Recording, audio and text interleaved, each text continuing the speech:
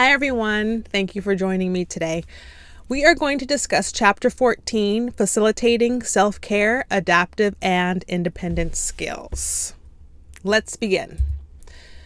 So we are going to begin with the objectives. After reading this chapter, you should be able to describe self-care skills as part of a curriculum, describe when and how teachers can help children learn self-care skills, outline the 5 components of a systematic approach to teaching self-care skills, list skills that can be taught during snack, mealtime, and strategies to teach them, and explain why maturation is an important aspect to self-care skills, specifically to toilet training.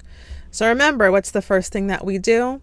We read our objectives first, think about what we know about those concepts, activate our prior knowledge in our schema before moving forward with the reading. So I'll give you one moment or so to do that.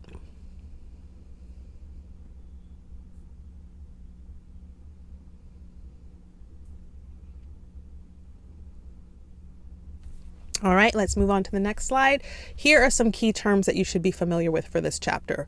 First is functional skills. These are skills that if a child cannot perform, someone does for them. Next, adaptive behaviors are determined by culture, but include eating, dressing, and toileting. So think about how eating, dressing, and toileting might differ across different cultures. Self-determination.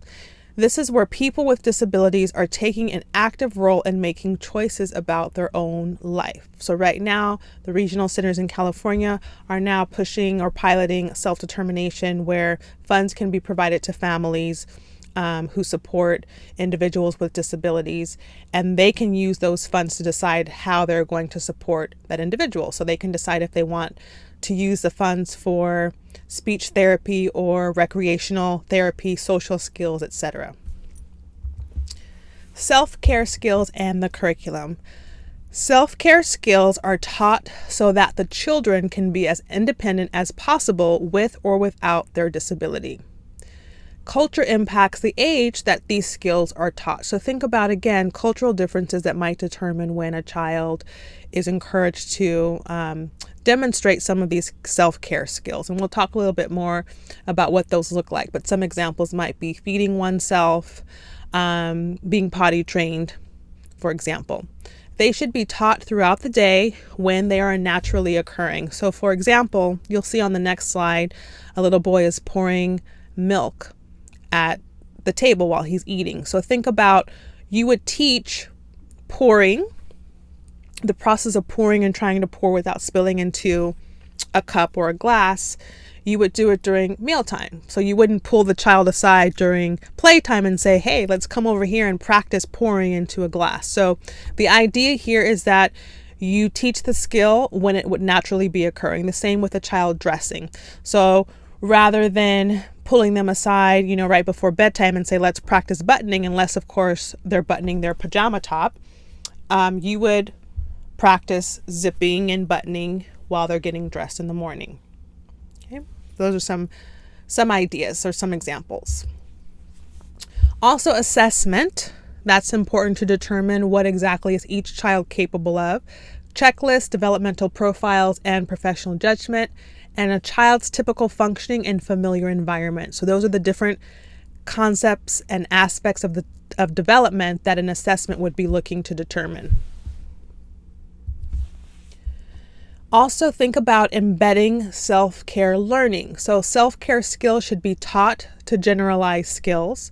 Self-care skills like eating can combine eating and pre-academic skills like color words, vocabulary, and number. So think of all the ways that you can take a self-care skill like eating and you can turn it into a learning experience. You can talk about the colors and the textures of the food. You can count the number of Cheerios or the number of peas, for example. So that would be a way to combine eating and pre-academic skills. Communication can take place, encouraging a child to share information during the teaching of self-care skills. So kind of along the lines of combining pre-academic skills with vocabulary and number, you can also encourage communication. So you want the child to be able to share information during the teaching of the self-care skills. Individualizing self-care programs. So one of the goals would be building independence, allow children to demonstrate their independence in skills, and practice. So just as you can see the little boy pouring the milk into the glass, most likely the first time he tried that, possibly a spill. Maybe the second, third, and 12th time he tried that, possibly a spill, but it just takes practice and patience. Building in success, celebrate the success of doing a skill on their own and rejoice in the accomplishment. Great job. You were able to use a steady hand and pour that milk on your own without spilling. Well done. So some things to think about regarding individualizing self-care programs. So meaning this is going to look different from child to child based on their level of development, based on their skills. When and how to teach self-care skills. I think there's some key elements here, things to consider. Let the child do it. As much as the children are able to do, let them do. Encourage them to try and reward the success. I think that a lot of adults, and I've been guilty of this too, are so conditioned to insert ourselves and to rescue and to jump into a situation to offer help. And I think we have well intentions, and I think sometimes, at least for me, it comes from a nurturing place. But you have to give a child an opportunity to struggle and to learn and to figure it out themselves. There's a great quote that I came across, and for the life of me, I can't figure out where it is exactly, but it was something along the lines of, from the child's voice speaking, the more you try to help me, the less I think I can do it on my own, or the less I think you believe I can do it on my own. I know I got the words wrong, but the essence is there. So in other words, if you're continually helping a child, especially if they haven't asked for your assistance, then think about the message that is sending to the child. Oh, they don't think I can do it. Oh, I'm not capable. Oh, I can't do this on my own. So if you're constantly helping a child and, jumping in to do something for them, you're not giving them an opportunity to try. Then they might start to believe that they can't do it, that they don't have the capability to do it. So how much assistance should you provide? Teachers need to evaluate each child and learn when to help, how to help, and how much to help. And I think that's really important. So I'm going to repeat it. Teachers need to evaluate each child and learn when to help, how to help, and how much to help. Also, when to help. Least intrusive assistance. Offer help in unnoticeable ways so that the child feels success. And I think you've worked with children, probably around the age of 2 or 3 or so, when they're fostering their independence, they have this newfound sense of self and they want to do it. No, I'll do it. I'll do it myself. And that's great for building their self-esteem and self-efficacy. So giving them the opportunity to do that. Excessive demands for assistance on the flip side. Watch for children who are seeking attention by demanding adult help. So on the flip side, you might have situations where a child is attention seeking and they're constantly asking for help, even in situations when they don't need it. So just like what the previous slide said, you would assess each individual situation to determine how to help and how much to help. Visual cues and supports can increase independence. So a lot of classrooms, especially for children with exceptionalities or just early childhood classrooms in general, have a lot of visual cues around the room to give children kind of that little indication, a little hint as to what they need to do and how they're going to do it. And that can help increase independence, because if there's a visual cue with how to set the table or how to button a shirt or how to brush their teeth, then they can use that visual cue and they don't necessarily have to ask for help. Or if they forget a little bit, they can look at the visual cue and that can be a little reminder, refresher. When children can't, if a child is having an off day, offer support and encouragement, and if needed, you can offer a little assistance as well.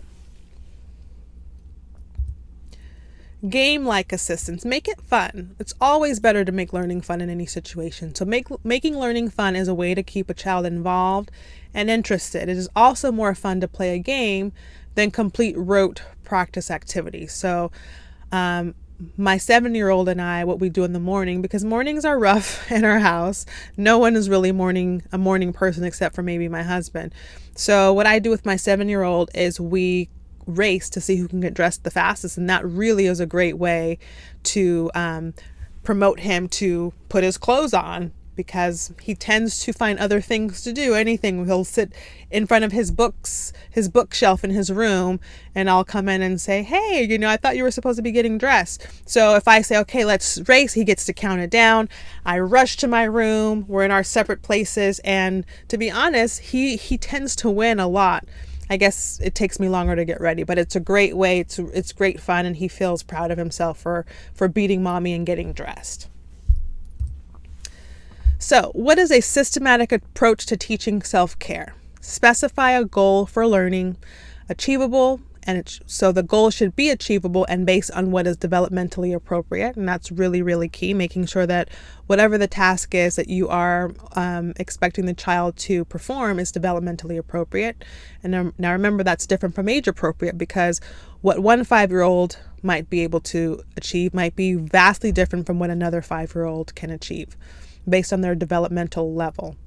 Break the skill into smaller steps. So think about when we learn things and how much better it is when we are given instructions in a step-by-step format. So task analysis, teach in small steps.